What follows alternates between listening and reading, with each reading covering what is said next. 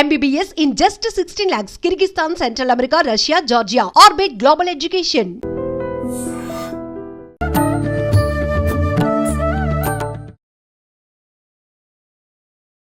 నమస్కారం, welcome to I dream.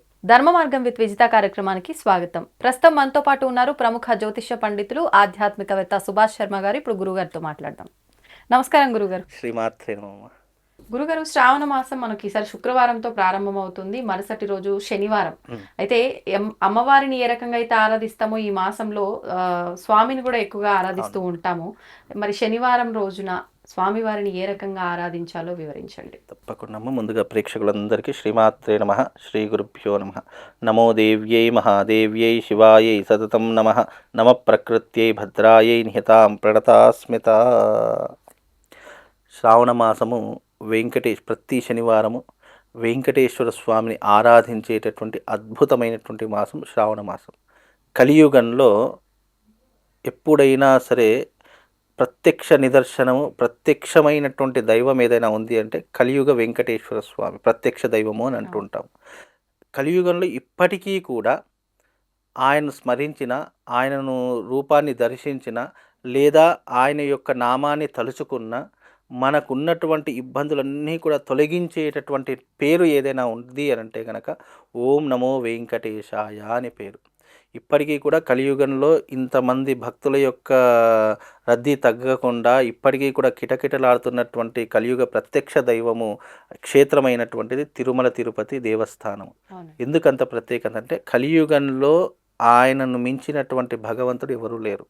అంటే ఒక్కొక్క యుగానికి, ఒక్కొక్క ధర్మానికి ఒక్కొక్క దేవతను ఆరాధిస్తూ ఉంటాం. కలియుగంలో ప్రత్యక్ష దైవం ఎవరు అంటే వెంకటేశ్వర స్వామి అని అర్థము. ఆయన రోజు ఏదైనా వచ్చింది, ఆయన రోజున ఏదైనా పూజించుకుందామంటే శనివారం రోజున పూజిస్తూ ఉంటాం. కానీ ఇంకా ప్రత్యేకంగా పూజించాలి, 7 శనివారాల వ్రతము అని ఆచరిస్తూ ఉంటారు చాలామంది. అది ఈ శ్రావణ మాసంలో ఆచరించడం చాలా విశేషము. ఈ వెంకటేశ్వర స్వామి వారి యొక్క వ్రతాన్ని ఎవరైతే ఈ శ్రావణ మాసంలో ప్రారంభం చేస్తారో వాళ్ళందరికీ కూడా తప్పకుండా భగవంతుడి యొక్క అనుగ్రహం దొరకడంతో పాటు వాళ్ళ కుటుంబంలో ఉన్నటువంటి ఇక్కట్లు, ఇబ్బందులు, ఆటంకాలు అన్నీ కూడా తొలగించేటటువంటి ఒక ప్రత్యేకమైన నిదర్శనం 7 శనివారాల వ్రతం. ఈ 7 శనివారాల వ్రతం చేస్తే గనక మనకు కాదు, లేదు, రాదు అనుకున్నటువంటి కోరికే ఉండదు. అది భక్తి ప్రపత్తులతో, శ్రద్ధతో చేస్తే గనక తప్పకుండా ఆ స్వామివారే వచ్చి ఆ కోరికలు నెరవేర్చేటటువంటి గొప్పనైనటువంటి వ్రతం 7 శనివారాల వ్రతం. అందులో ఈ శుక్రవారం తర్వాత 2వ రోజు వచ్చేటటువంటిది శనివారం. ఈ శ్రావణ మాసంలో 2వ రోజు శనివారం కాబట్టి ఈ శనివారం నాడు ఎవరైతే ఈ యొక్క వెంకటేశ్వర స్వామి వారి యొక్క వ్రతాన్ని కానీ లేదా ఉపవాస దీక్షనైనా సరే, ఈ శ్రావణ మాసం వచ్చేది చాలా మట్టుకు ఉపవాస దీక్షలు చేస్తూనే ఉంటారు. అందులో ప్రత్యేకంగా శుక్రవారం, శనివారం, సోమవారం ఇంకా ప్రత్యేకమైనటువంటి రోజులు కాబట్టి అందులోనూ ఈ మాసము శ్రవణ మాసం కాబట్టి శ్రవణ నక్షత్రంతో అంటే వెంకటేశ్వర స్వామి పుట్టినటువంటి జన్మ నక్షత్రంతో వస్తుంది కాబట్టి అందుకే శనివారానికి కూడా అంత ప్రత్యేకత. కాబట్టి ఎవరికైతే సంతానపరమైనటువంటి ఇబ్బందులు ఉన్నాయో లేదా ఎవరికైతే మానసిక పరిస్థితులు బాగా లేవు, ఈ మధ్యకాలంలో అబ్నార్మల్గా పుట్టినటువంటి పిల్లలు చాలామంది ఉంటూ ఉన్నారు. అంటే లైక్ ఏదైనా స్కిన్ ఎలర్జీతో పుట్టడం కానీ లేదా ఈ కళ్ళ ఎఫెక్ట్. ఈ మధ్యకాలంలో మొన్న రీసెంట్లీ పుట్టడంతోనే ఆ అబ్బాయికి కళ్ళద్దాలు వచ్చేసాయి. అంటే బికాజ్ ఒక 2-3 సంవత్సరాలకే కళ్ళద్దాలు పెట్టుకునేటువంటి పరిస్థితులు ఏర్పడాయి. అంటే కంటికి సంబంధించినటువంటి వ్యాధులు ఉన్నటువంటి వారికైనా సరే ఈ మాసంలో ఎవరైతే ఈ శనివారం రోజున 7 శనివారాల వ్రతం ప్రారంభం చేస్తారో తప్పకుండా వాళ్లకు ఆయుష్ పరంగా, అలాగే ఆరోగ్యపరంగా, హెల్త్ పరంగా, వెల్త్ పరంగా, కెరియర్ పరంగా, డబ్బు పరంగా, వృత్తి వ్యాపార పరంగా, అన్నిటి పరంగా ఇదొక మంచి రెమెడీ అని చెప్పుకోవచ్చు. ఈ రెమెడీ ఎలా చేయాలి, ఏ రకంగా చేస్తే బాగుంటుంది అని అనుకునే ప్రతి ఒక్కరికి కూడా శ్రావణ మాసంలో వచ్చే 4 శనివారాలు చాలా ప్రత్యేకమైనటువంటివి. శ్రావణ మాసం తర్వాత భాద్రపద మాసం వస్తుంది. అది మనకు పౌర్ణమితో ఈ యొక్క వెంకటేశ్వర స్వామి వారి యొక్క వ్రతం అనేది పూర్తయిపోతుంది. కాబట్టి ఈ 7 శనివారాలు చాలా ప్రత్యేకమైనటువంటివి. ఈ 7 శనివారాల రోజున మీరు చక్కగా ఒక పీటను ఏర్పాటు చేసుకొని ప్రతి శనివారం రోజున వెంకటేశ్వర స్వామి వారి యొక్క చిత్రపటాన్ని ముందర పెట్టుకొని దాని ముందర ఒక కలశాన్ని పెట్టుకొని చక్కగా ఇరువైపులా 2 దీపాలు వెలిగించుకొని స్వామి స్వామివారి యొక్క షోడశోపచార పూజ ఉంటుంది. వైష్ణవ ఆగమం ప్రకారం కొన్ని కర్మలు ఉంటాయి, అది తెలిస్తే చేయించుకోండి. లేదు అని అంటే కనుక ఒక అయ్యగారిని పిలిపించుకొని ఈ 7 శనివారాల వ్రతాన్ని ప్రారంభం చేసుకోండి.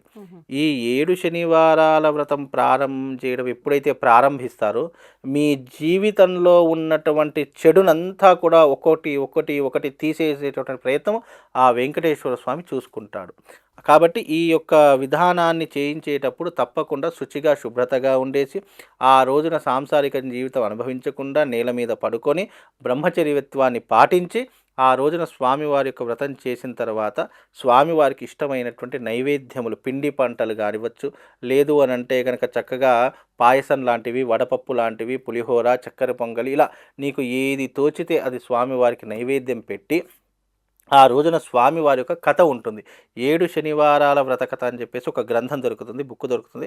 అది ఆ కథను చదువుకొని మీరు ఆ రోజున స్వామివారిని మనసులో నింపుకునే ప్రయత్నం చేయండి. తద్వారా ఏమవుతుంది అని అంటే కనుక ఏలినాటి శని ప్రభావం ఉన్నటువంటి వారు కూడా ఈ వ్రతం చేసుకోవాలి, తప్పకుండా చేసుకోవాలి. ఎందుకంటే అర్ధాష్టమ శని, ఏలినాటి శని ఉన్నటువంటి వారు ఈ శ్రావణ మాసంలో ఇది తప్పనిసరిగా చేసుకోవాలి. ఎందుకంటే ఎవరైతే 7 శనివారాల వ్రతం చేసుకుంటారో వాళ్ళకు శని ఇక జీవితంలో ఎప్పుడు పట్టి పీడించాడట. రాబోయేటటువంటి రోజులు ఇంకా నీ జీవితంలో శని దశ ప్రారంభమవుతుంది, నీ శని దశ రాబోతుంది అనుకున్నప్పుడు కూడా నువ్వు ఏం భయపడాల్సిన పని లేదు. తప్పకుండా ఈ ఏలినాటి శని కూడా తొలగిపోయేటటువంటి అవకాశం ఉంటుంది. అలాగే ఈ వ్రతం వల్ల నీ జీవితంలో ఆర్థిక సమస్యలు ఉండవు, ఒకరి దగ్గరికి వెళ్ళి చేయాల్సిన పని ఉండదు.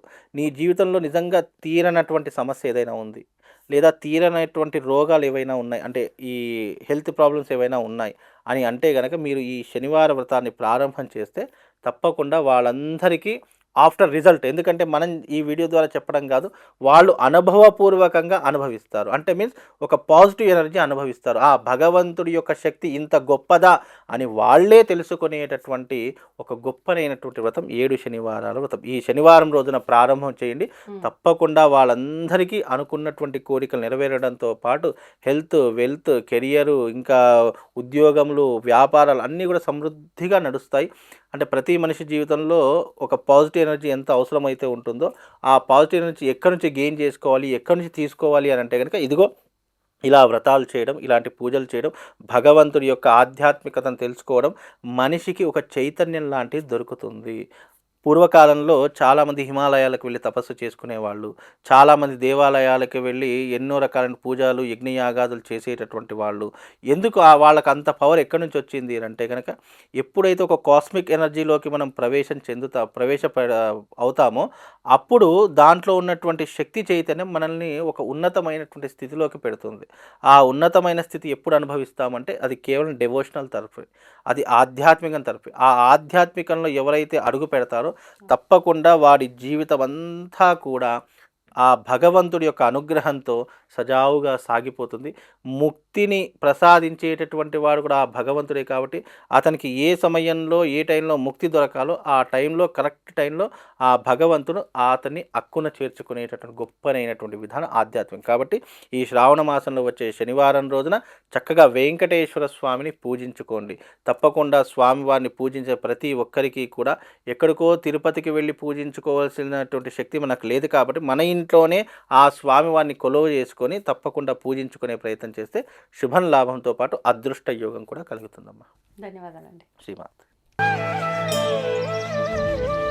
తవ్వండి, తవ్వుతూనే శివలింగం సరే దాన్ని అట్లా కప్పేసేయండి, చూపించదండి. కృష్ణ ఇస్ దేర్, మూర్తి పూజ కాదు, సాక్షాత్ బ్రజేంద్ర నందన భగవాన్ ఉన్నారు మూర్తిలో. ఏమీ ఆశించకుండా ఆరాధించే వాళ్ళు కూడా ఉన్నారా ప్రభుజీ? నిజమైన భక్తి అంటే మనకు తెలియదు కాబట్టి